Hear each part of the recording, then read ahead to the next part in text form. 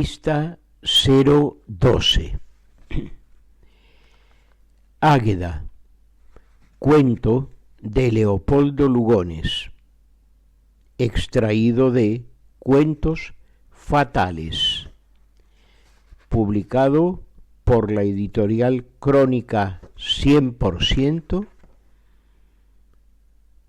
en 1994. Leopoldo Lugones fue un periodista que vivió de su pluma y de un exiguo sueldo como director de la Biblioteca del Maestro. No medró con las distintas situaciones políticas, ni siquiera cuando las apoyó ideológicamente. Su pensamiento político y su concepción de la sociedad fueron una amplia parábola. Desde su acrasia juvenil pasó a un enfervorecido socialismo. Más tarde apoyó una postura liberal muy amplia y terminó adoptando una posición conservadora para ir poco a poco deslizándose hacia un fuerte nacionalismo. En su enfervorecido socialismo mantuvo una condena fogosa del cristianismo, que fue reposándose en una creciente identificación con los ideales del Evangelio y que terminó con el acercamiento a la fe católica. Publicó el Libro de los Pasajes, el Romanceros, poemas solariegos, Elogio de Ameguino y de Roca, Piedras liminares, Estudios helénicos, Organización de la Paz, La Grande Argentina, La Patria Fuerte, Política Revolucionaria, etcétera, etcétera. Tradujo del griego, del latín, del inglés, del francés, del italiano, del árabe y del portugués. En 1905 publicó La Guerra Gaucha, que son 21 piezas que tienen el mismo escenario en la misma época, 1817, y el mismo asunto, la Guerra de la Independencia Argentina. En 1924 publica Cuentos Fatales, de donde se ha tomado el siguiente cuento. Leopoldo Lugones nació en Villa de María de Río Seco, un pueblecito cordobés cerca de Santiago del Estero, un sábado 13 de junio de 1874, en una familia de ascendencia colonial. Estudió en Córdoba y muy joven ya empezó a colaborar en El Pensamiento Libre, un periódico anticlerical. A partir de 1913 es corresponsal de La Nación en Europa, aunque regresa a Argentina poco antes de estallar la Guerra Mundial. El 18 de febrero de 1938 se suicida en una habitación de un hotel del Tigre, ingiriendo veneno. Su acto constituyó un enigma, así como resulta su vida personal, celosamente guardada. Es un dato más de un hombre que, poseído por un verbo extraordinario, atacado por la pasión en las causas que asumía, quizá no encontró en su país el eco necesario, ya que, sin embargo, para muchos, era la encarnación de las virtudes nacionales. Águeda. A Arturo Cancela. Al finalizar el siglo XVIII, fue el terror de la Sierra Grande que dominaba desde su misteriosa guarida del Champaquí el bandido cordobés Nazario Lucero. El cerro famoso, con su laguna que brama cuando lo pisa el forastero, sus nieblas de extravío que salen justamente de la cumbre como espectros allí agazapados, para inducir al caminante por el despeñadero fatal, y su permanente estado de repulsión eléctrica que engendra el granizo sin nubes y ahuyenta a los cóndores, hallábase entonces cubierto hasta su mitad por tupida selva, donde no lograba penetrar el mismo viento. Tanta era, decían, la trabazón de la arboleda. Nota: Champaquí es la cumbre de la Sierra de Comechingones, en la provincia de Córdoba, Argentina. Fin de nota. No podía haber elegido el bandolero mejor fortaleza natural, y la leyenda habíase encargado de aislarla más con el terror del sortilegio.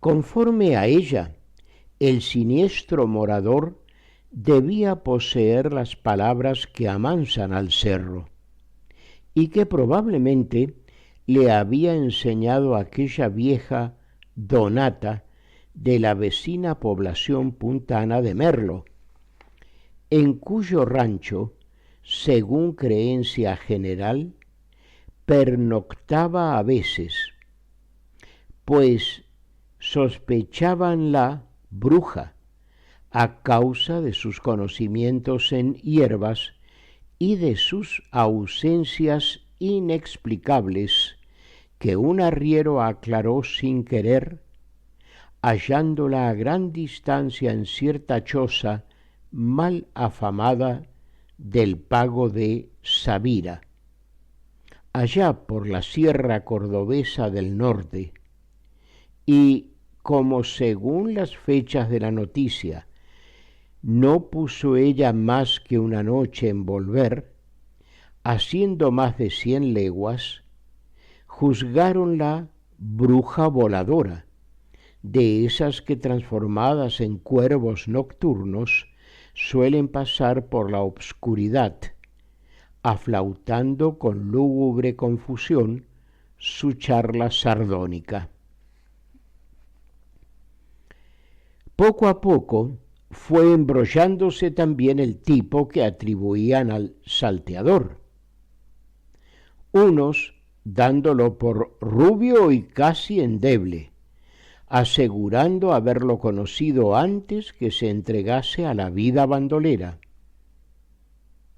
Otros pintábanlo ya maduro, moreno, picado de peste.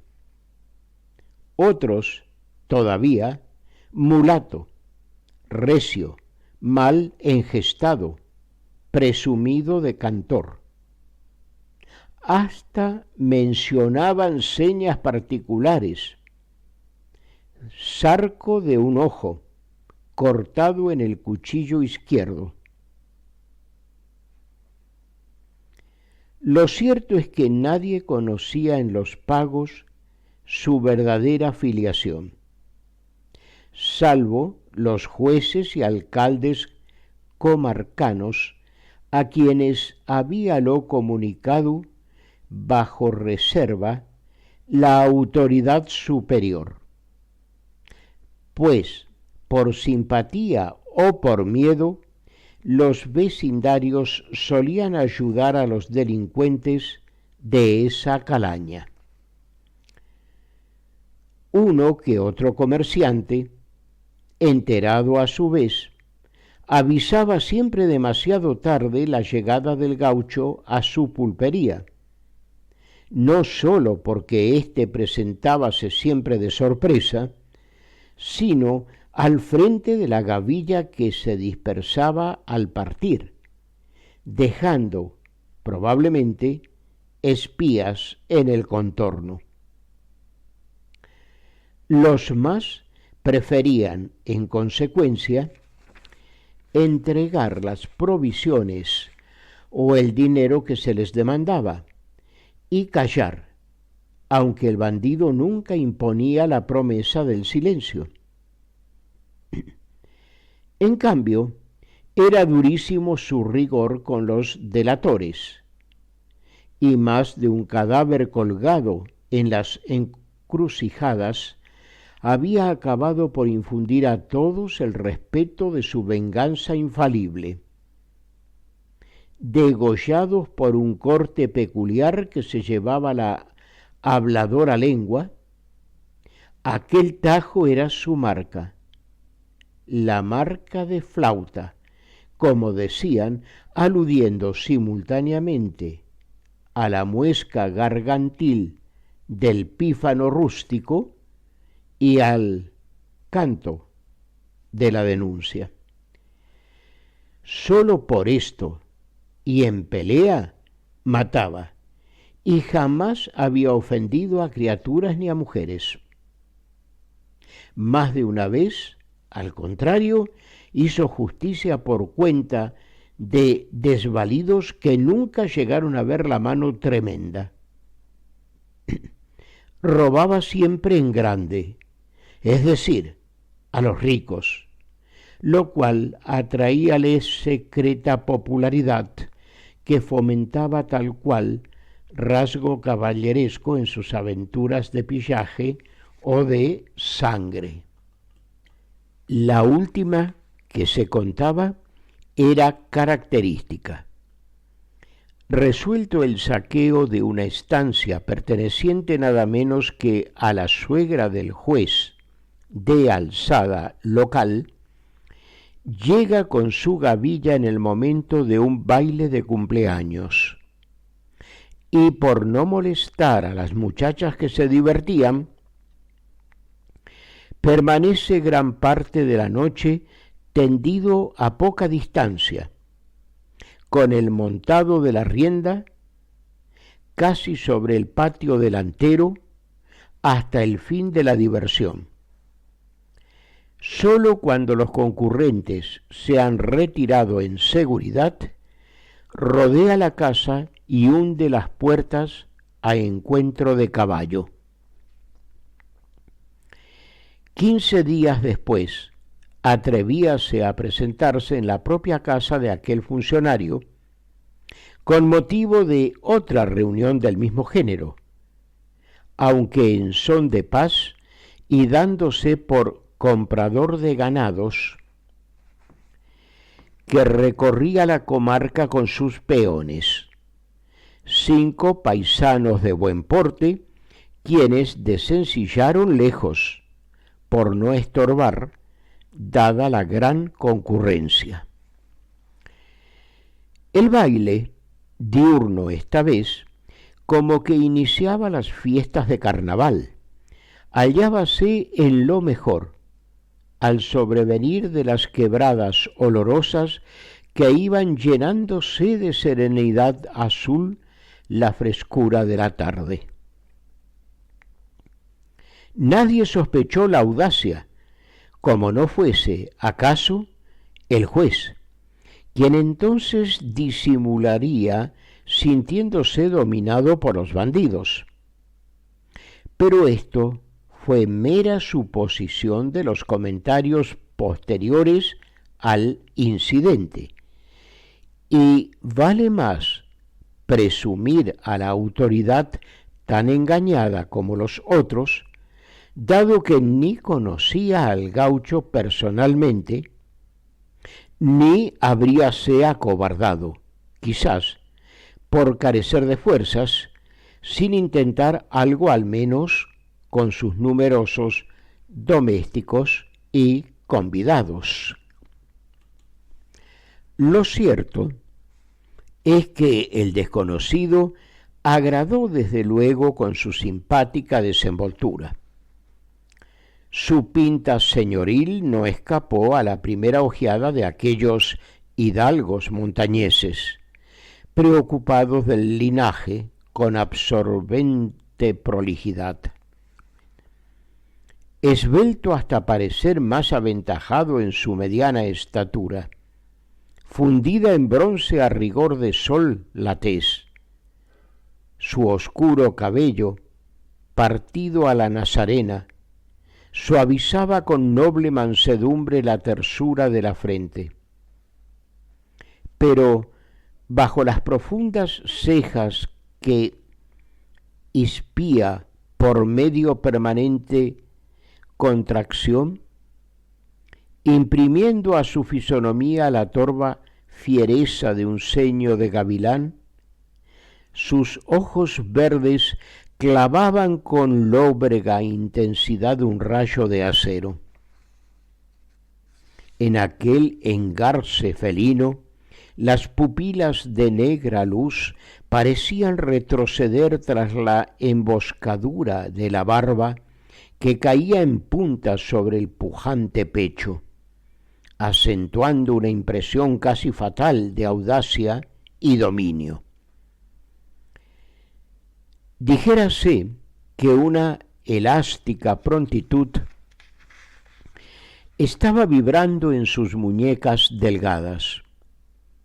Su elegancia tenía, sin abandonarse jamás, un evasivo apronte de salto. Pero todo esto sin ansiedad ni felonía, antes con una poderosa confianza que parecía exhalar su pausado aliento. Su traje gaucho, completamente negro, acentuaba la prestigiosa impresión. Y cuando salió a bailar con la hija del dueño de casa, un gato de cumplimiento, disculpándose por no saber más danzas que las campesinas y por no quitarse las espuelas, descortesía que sorprendió, aquel doble detalle gaucho tornólo más interesante al contrastar con su pie de raza y con sus largas manos que granizaban la fuerza en castañetas inauditas. Nunca se vio cintura más fina bajo el tirador de 80 patacones, ni gentileza igual en un arreo campestre. Mas, para satisfacción del orgullo comarcano, su pareja era digna de él. Andaba por esos pagos, quién sabe hasta dónde, la nombradía de muchacha tan hermosa. Y a fe que la merecía, no obstante su orgullo justificado por la décima, cuyo final lloraba la desdicha de un poeta inconsolable. Y hundido en mis desventuras, he de mirarla más bella, que es condición de la estrella brillar desde las alturas. Había que ver la líquida claridad de aquellos ojos garzos en aquella pensativa palidez de azucena, y bajo los cabellos castaños que difluían un leve matiz de miel, la pureza angelical del rostro ligeramente entristecido de perfección, como todo lo que la belleza aísla al divinizarlo. A la ondulación de la falda cándida parecía deslizarse que no andar, como flotada en un lejano resplandor. profundizábase en su mirada el misterio del agua crepuscular, y sonreía en sus labios de alzada comisura juvenil aquella ironía virginal que se endulza como soñando a la sombra de la pestaña. Ternura no exenta de recóndita altivez, que era el temple de la fibra castiza, visible como el del acero en el azul de la sangre hidalga. Así su encanto adquiría un predominio de excelsa flor, manifestando en su propia delicadeza aquella trágica vocación de las almas nobles, que parece erigir en su alabarda sangrienta la belleza casi cruel del lirio heráldico. Nada extraño, pues, que al pasarle la guitarra al forastero, éste le dedicara visiblemente las audaces décimas que el recuerdo ha conservado y que sólo pudo disculpar el respeto de la poesía. Si pude tomar por vida lo que hasta hoy fue la cadena con que el hastío y la pena tuvieron mi alma rendida, ventura desconocida descubrí en mi propio ser, desde que llegué a saber, por tus hechizos cautivo, que para quererte vivo, porque vivir es querer. Antes que dejar de verte, después que te vi, alma mía, gustoso preferiría las tinieblas de la muerte. Nudo al lazo de mi suerte quiso así el hado ceñir, con que, si llego a partir, ausente de ti me muero.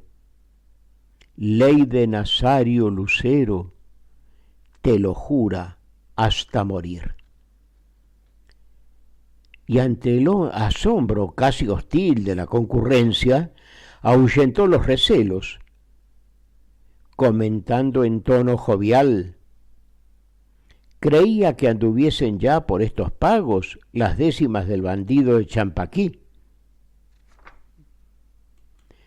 Poco rato después, la joven debía conocer el secreto de aquella dedicatoria con que el desconocido le acababa de cantar la vida y la muerte. ¿Conoce usted a ese gaucho?, habíale preguntado con natural interés en una parte a que los obligó la abundancia de parejas.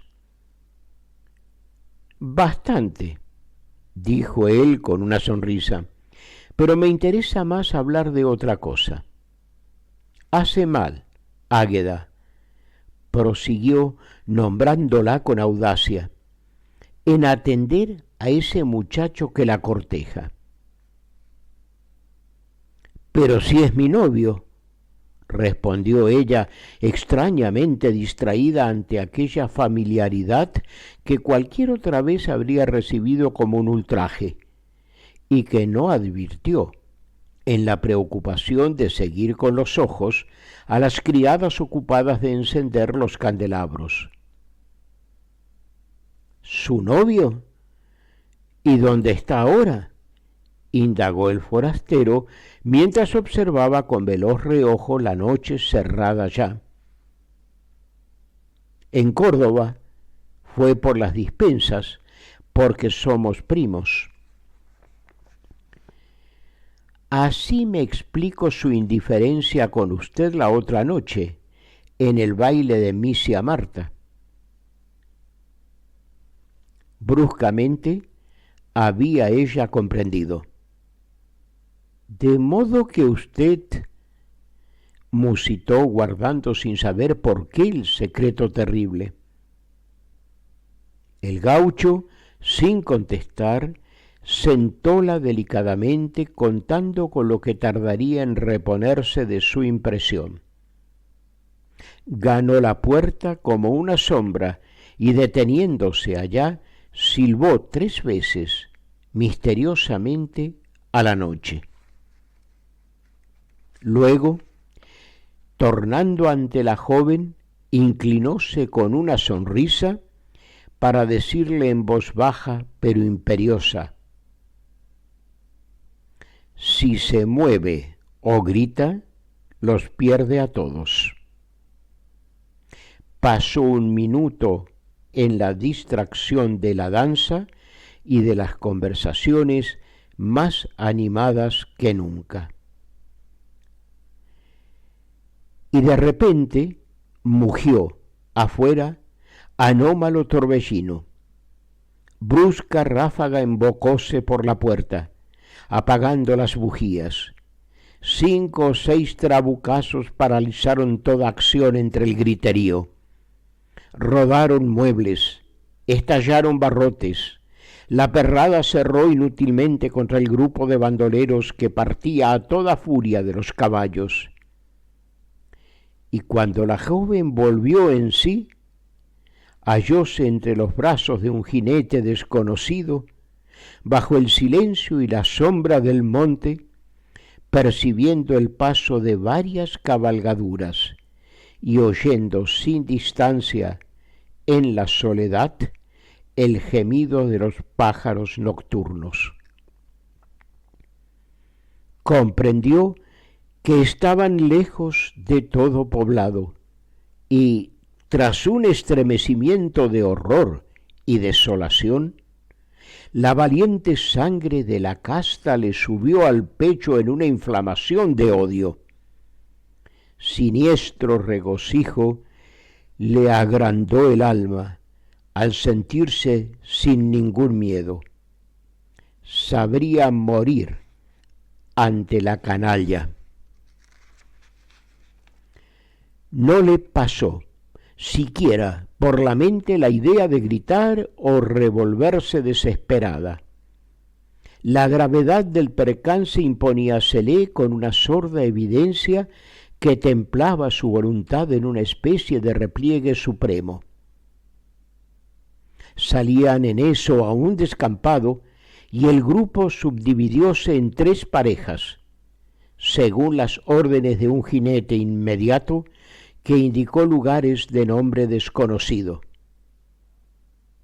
Las estacas, el despenau. Entonces comprendió ella, por esa voz, que no iba en brazos del salteador como creía. Continúa en pista 013.